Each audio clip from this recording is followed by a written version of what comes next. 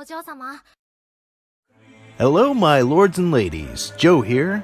Continuing my series on the character creator, today I will give you a quick rundown on the lankiest race to help you decide if they are the race for you. I am of course speaking of the proud people known as the Elezen. Elezen have the stereotype of thinking that they're better than everyone else. And that's because they are better than everyone else. Hashtag Team Elezen. Hashtag Elezen Master Race. I main Elezen. This Makote? Nothing more than a self-insert. You think someone with under 10 subscribers would use an Elezen as a self-insert? Then you don't get Elezen. No, seriously guys, please sub. I can't take him judging me anymore. Best NPCs, best nation, best body proportions. Do you see Aurorzia? Yeah, the main setting of the game? This is where the Elezen originate from. All the other races migrated here. So as far as I'm concerned, you all are trespassing on indigenous Elezen lands. So, if Elezen are so great, why are our numbers so low? That's because only true people of culture play Elezen. Elezen players enjoy our low numbers. Any unpure Elezen were purged long ago when the ah-rah edgy boys became playable in Heavensward. Now, only the elite remain. The only downside to playing the best race is that only Elezen truly know how good Elezen are.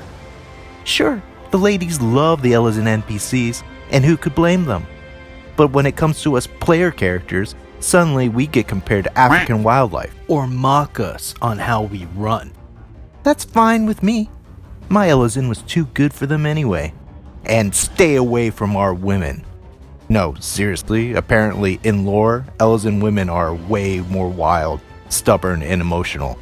So, you've been warned. Speaking of lore, long ago, when the Higher did what the Higher does and migrated to Aurorzia, they and the Elezen had a good old-fashioned race war for dominance. When the fighting took them to the forest of the Black Shroud, they had to deal with a new force, the Elementals.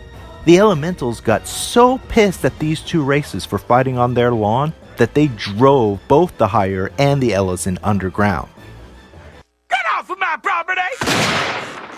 And with both races confined to such a small, tight area, they formed a truce and built a huge subterranean civilization that would make the kobolds blush. Then some human preteens started growing horns, and they were able to communicate with the Elementals to calm them the hell down and let them out on the promise that they would be super chill and do whatever the Elementals want.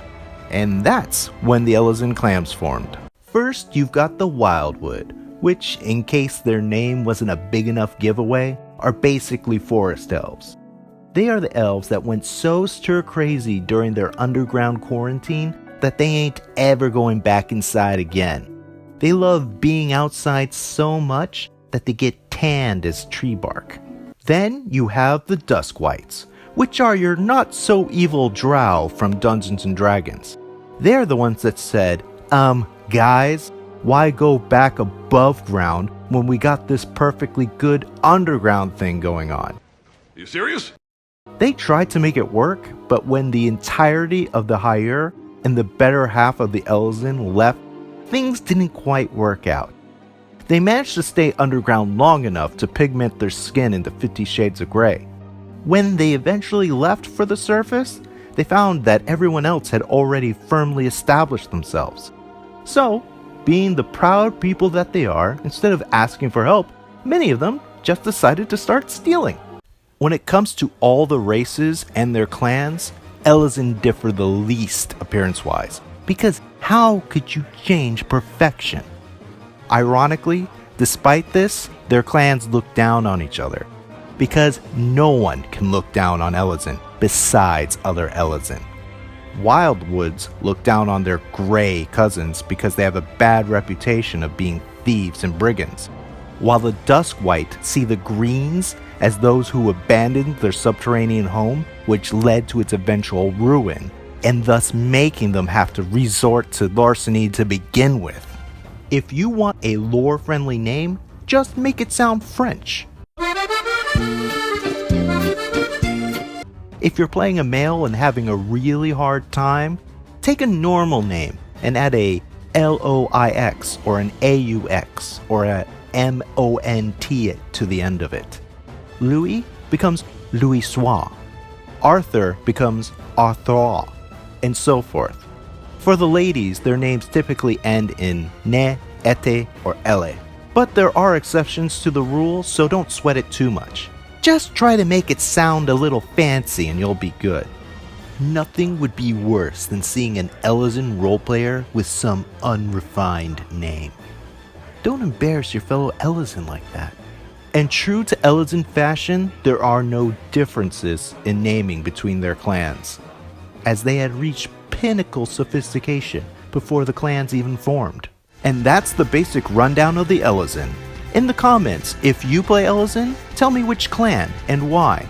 And if you don't play Elezen, tell me what you think of the obvious superior race and those who play them.